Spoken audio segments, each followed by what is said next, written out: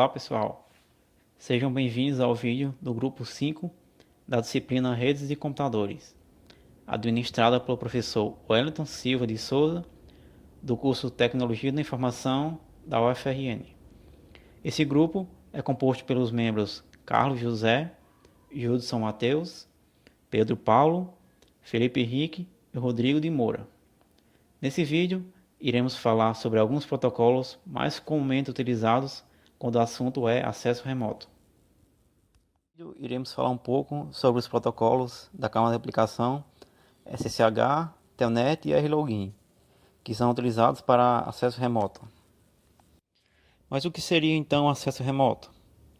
O acesso remoto é basicamente uma conexão entre computadores através da rede, sem necessariamente a utilização dos recursos físicos do computador, como mouse e teclado. Esse controle pode ser feito através de uma rede particular ou de uma rede pública, como a internet. Quando falamos de acesso remoto, pode ser que venha à sua cabeça algo relacionado com ilegalidade, invasão de privacidade ou hackers. Mas vamos mostrar que pode existir muitas utilidades para acesso remoto, nas mais diversas ações profissionais ou pessoais.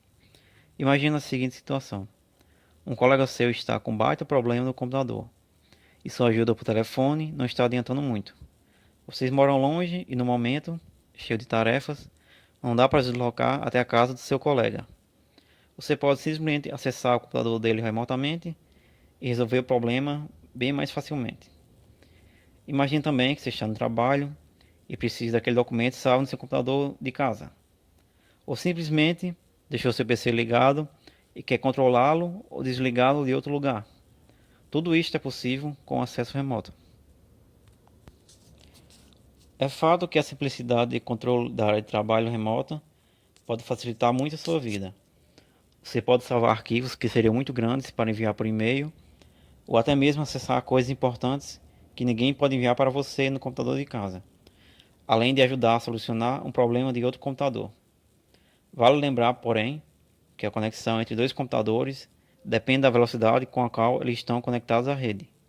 Você pode acessar rapidamente a área de trabalho do outro computador, mas quase todos os programas de acesso remoto possuem uma interface pesada, o que torna tarefas simples um pouco mais lentas que o usual.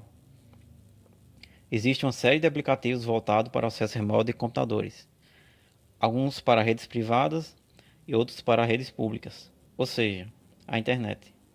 Ao acessar a internet, como você já deve imaginar, você pode correr riscos de ter sua conexão interceptada por terceiros. Então é recomendado o uso de softwares diferentes caso você queira acessar computadores na internet ou dentro da rede. Bem, e nesse trabalho nós iremos falar sobre os 3 protocolos de acesso remoto mais usados, que são RLogin, Telnet e o protocolo SSH. Todos os protocolos apresentados nesse vídeo pertencem à camada de aplicação. Essa camada é responsável por prover serviços para aplicações de modo a separar a existência de comunicação em rede entre processos de diferentes computadores. Também é a camada número 5 do modelo de TCP/IP, que engloba também as camadas de apresentação e sessão no modelo OSI.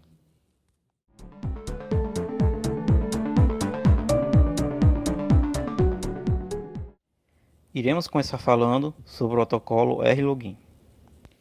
O RLogin é um sistema oferecido por sistemas Berkeley, BSD Unix e definida na RFC 1258, BSD RLogin de setembro de 1991. É um sistema de login remoto que conecta a máquina cliente na máquina servidora, de forma que a sua utilização é transparente para o usuário, como podemos ver na figura. Com isso, o usuário pode executar comandos interativos como estivesse na máquina servidora. O RLogin possui um pacote incluso chamado de RSH, que funciona como um demo do XNetD. Logo, pode ser inicializado pela inetd. Neste contexto, a máquina remota é o servidor utilizando o programa login, e os clientes que acessam o servidor utilizam o programa RLogin. O sistema, assim, requer a utilização do protocolo TCP/IP e da porta 513 como padrão, dando suporte ao controle de fluxo de dados. Mas o que seria um daemon? Em sistemas operacionais multitarefa, um daemon é um programa de computador que executa como um processo em plano de fundo, em vez de estar sob o controle direto de um usuário interativo. Tradicionalmente, o nome do processo de um daemon termina com a letra D, para deixar claro que o processo é, de fato, um daemon. E para a diferenciação entre um daemon e um programa de computador normal. Por exemplo, syslogd é o daemon que implementa o recurso de login do sistema, e sshd é um daemon que serve conexões SSH de entrada. O xnetd, Extended inetd, é denominado superservidor.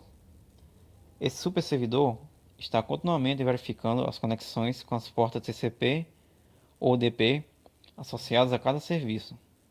Estas portas estão definidas no arquivo etc/sessions. Sempre que um pedido de conexão ocorrer em uma dessas portas, o superservidor lança o servidor respectivo. Por exemplo, rlogin é o servidor do serviço rlogin e o pedido é enviado para processamento. A autenticação do rlogin é feita através de dois caminhos. Primeiro pelo Kerberos e depois pelo arquivo hosts. Primeiro, o rlogin tenta utilizar a autenticação do Kerberos, utilizando um shell que está determinado em variável de ambiente. O Kerberos é um protocolo desenvolvido para fornecer autenticação em aplicações de usuário-servidor. Ele funciona como a terceira parte nesse processo, oferecendo autenticação ao usuário.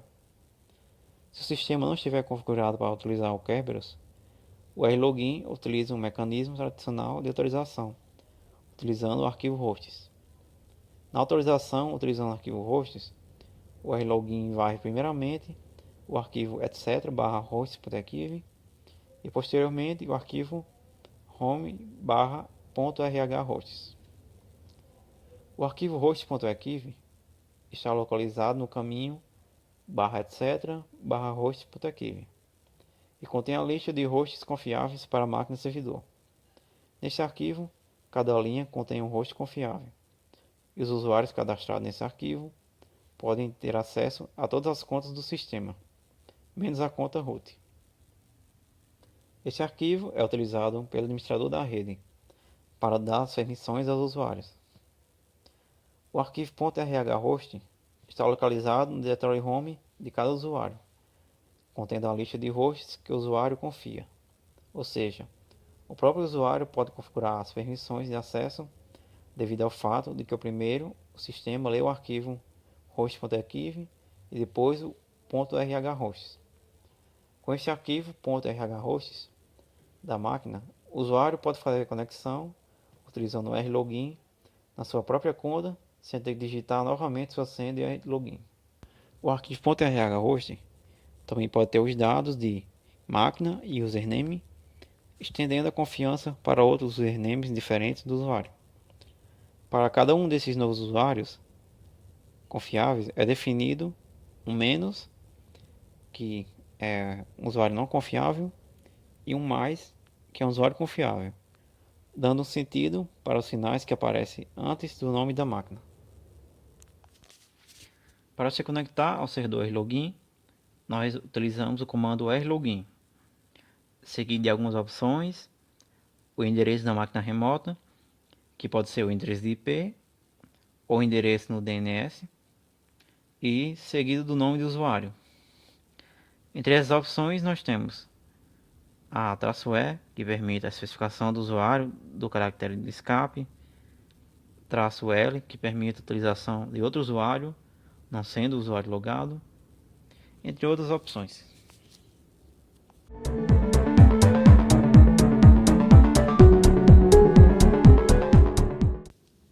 Agora iremos falar um pouco sobre o protocolo Telnet.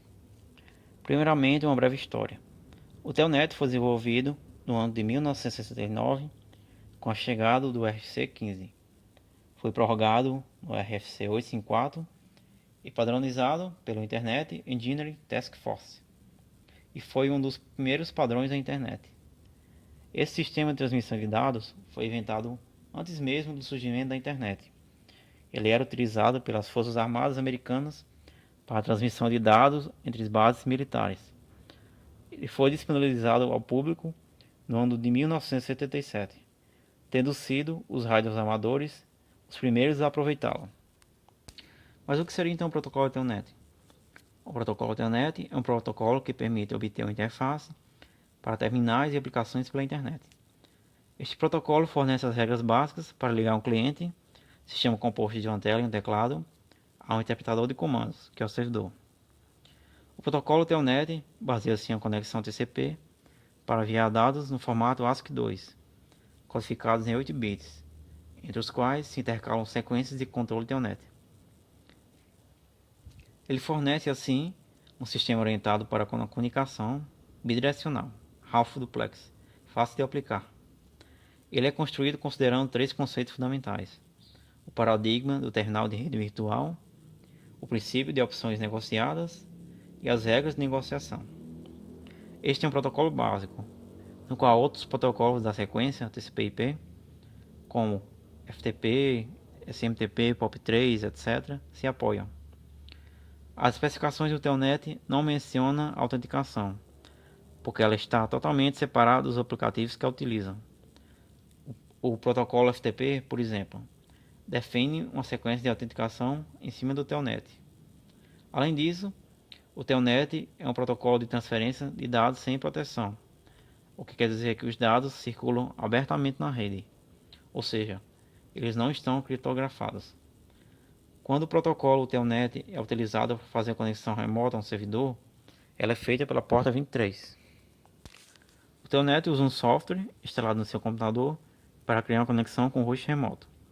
O cliente Telnet, ao seu comando, enviará uma solicitação para o servidor Telnet. O servidor responderá perguntando o nome do usuário e a senha.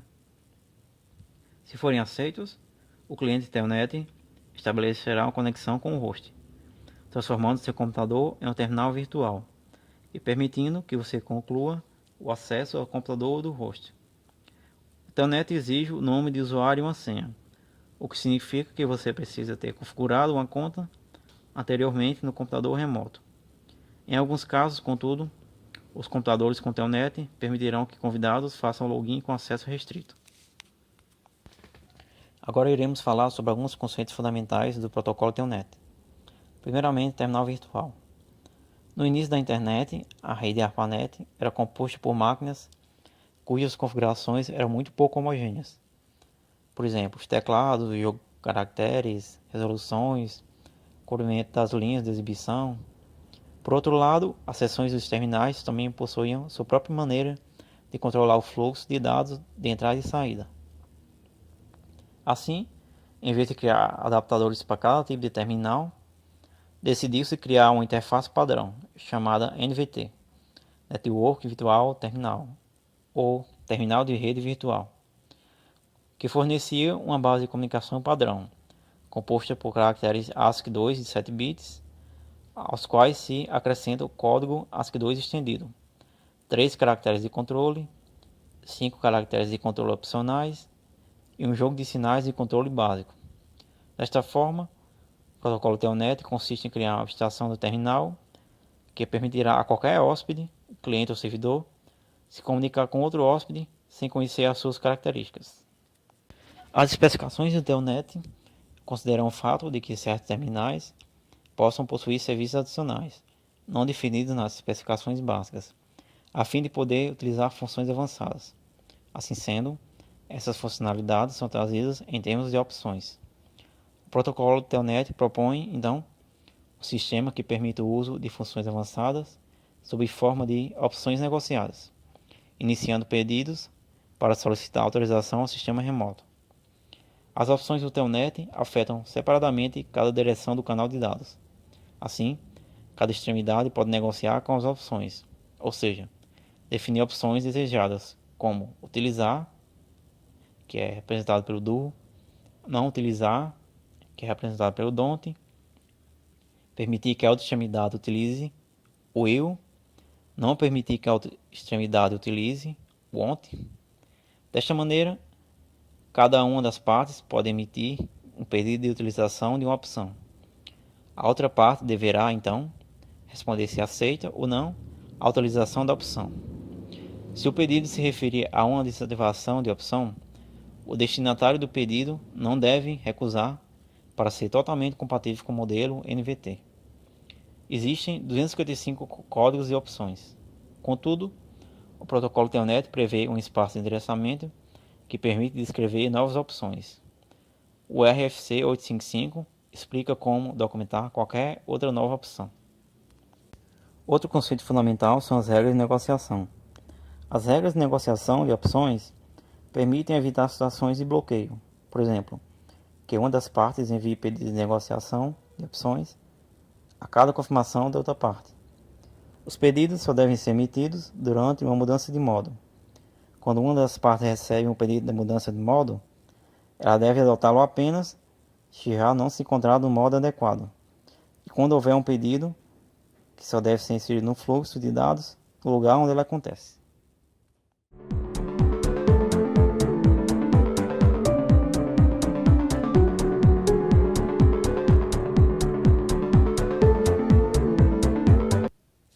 Agora iremos falar um pouco sobre o protocolo SSH. SSH, Security Shell, é um protocolo de comunicação criptografada entre cliente e servidor, que pode ser operado através de um meio inseguro, operando através da porta 22 do TCP. Muito utilizado por administradores de sistemas para realizar a manutenção de servidores de maneira remota, pois o SSH permite o acesso remoto do terminal desses servidores e o envio de arquivo entre as partes, definidos através das RFCs 4251, 4252, 4253 e 4254.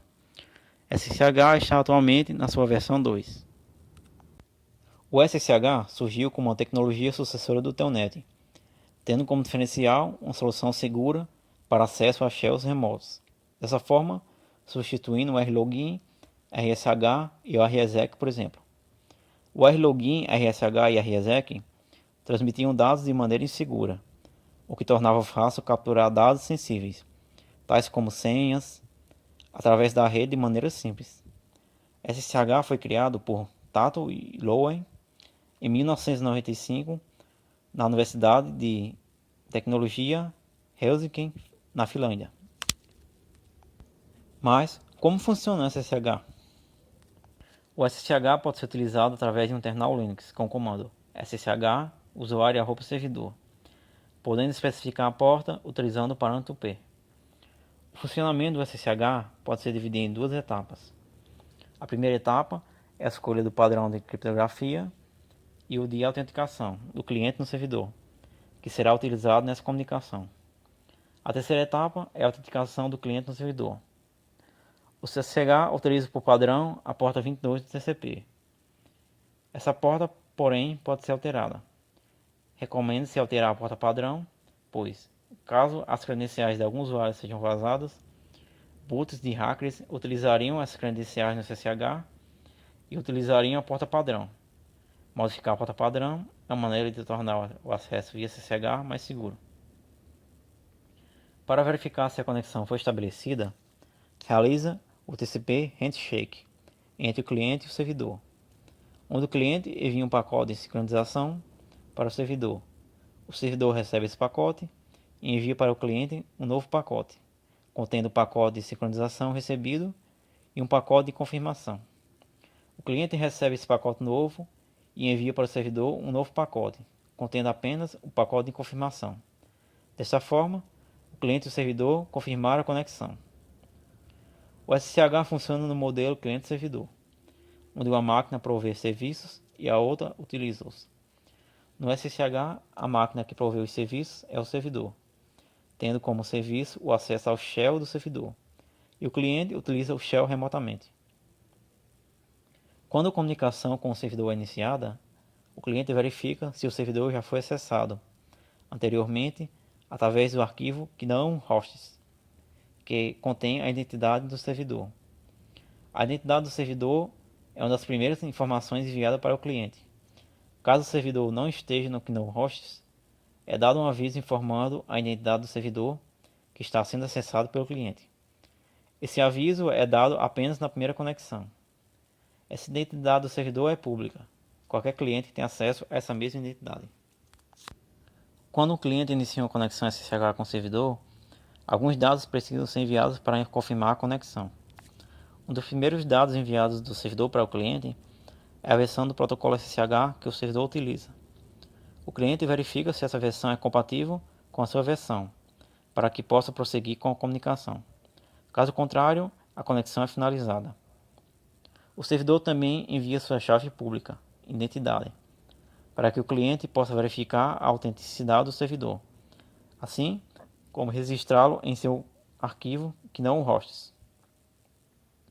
Após a verificação da versão, o servidor enviará os métodos de criptografia que ele suporta, assim como os métodos de autenticação que ele suporta também. O cliente escolhe esses métodos de criptografia e de autenticação, e a partir daqui é iniciada a criação da chave de sessão, que é uma chave compartilhada entre cliente e servidor. A criação da chave de sessão é feita utilizando o algoritmo Diffie-Hellman, que é um algoritmo de criação de chaves privadas compartilhadas, onde não existe o compartilhamento da chave entre as partes, mas a criação da chave em conjunto. Com isso, os dois lados conseguem realizar a comunicação com criptografia, tanto do lado do servidor como do lado do cliente. A partir desse passo, o que falta é apenas a autenticação do usuário no servidor. Sobre autenticar o usuário no servidor, temos como opções a autenticação via senha e a autenticação via chave pública.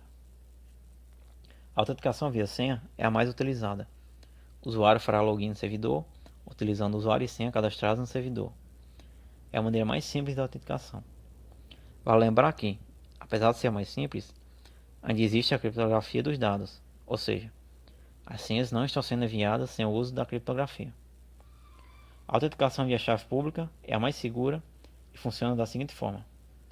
O cliente irá gerar uma chave pública e privada com o uso do comando shkeygen. O shkeygen utiliza o algoritmo RSA para criptografar os dados. O resultado será dois arquivos, o ID RSA e o ID RSA.pub, a chave privada e a chave pública, respectivamente. Após gerar essas chaves, o cliente deverá enviar para o servidor o valor de sua chave pública. O servidor irá salvar a chave pública do cliente no seu arquivo atores e hosts. Ao iniciar a conexão e chegar na etapa de autenticação do cliente, o servidor já sabe que o modo de autenticação escolhido foi a autenticação por chave pública. Dessa forma, o servidor envia para o cliente um string de 256 bits criptografado com o ID RSA.pub, que está em seu atores e hosts. O cliente descriptografa essa mensagem utilizando o seu ID RSA e criptografa o resultado utilizando a chave de sessão que foi criada utilizando o algoritmo Diffie-Hellman. O servidor recebe essa mensagem, descriptografa utilizando a chave de sessão e compara com o resultado. Se o resultado for o mesmo do que foi enviado no início da autenticação, o cliente é um usuário autenticado e pode usar o terminal remoto. O SSH, assim como qualquer tecnologia, possui suas vantagens e desvantagens. Podemos citar como vantagem ele ser um protocolo seguro, que utiliza criptografias conhecidas por serem muito seguras e difíceis de serem quebradas. Ele dá ao usuário acesso a um shell remoto, podendo realizar praticamente tudo sem precisar estar fisicamente conectado à máquina. Podemos confiar que os dados sensíveis, tais como senhas, não serão enviados de maneira aberta através da rede, pois eles estarão criptografados, evitando que ataques como man in the middle consigam algo. Temos como desvantagem o fato de que, durante o método de autenticação de chave pública, o servidor irá armazenar no seu arquivo autores e hosts todos os clientes que irão acessá-lo através desse método de autenticação. Dessa forma, muitos clientes poderão estar salvos no autores e hosts, porém, grande parte deles não acessa o servidor frequentemente, o que tornará o arquivo grande desnecessariamente, podendo ser prejudicial na hora de realizar a manutenção deste arquivo.